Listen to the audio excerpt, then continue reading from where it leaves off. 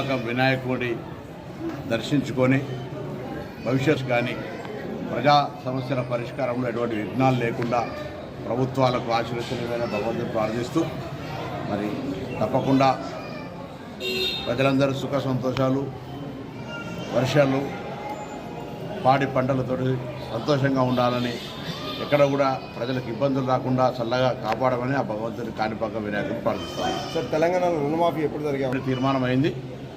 అది త్వరలో జీవో రాబోతోంది. దానికి సంబంధించినటువంటి కార్యాచరణ అతి వేగంగా రైతులకు సీజన్తో పాటుగా ఈ యొక్క సహకారం కూడా దొరుకుతుంది. ఇప్పటివరకు మేము ఎప్పుడు వాయిదా వేయలేదు. ఏదైతే కట్ ఆఫ్ ఆగస్టు 15 అన్నామో దానికంటే ముందే కార్యక్రమాన్ని పూర్తి చేసే ప్రయత్నం చేస్తాం.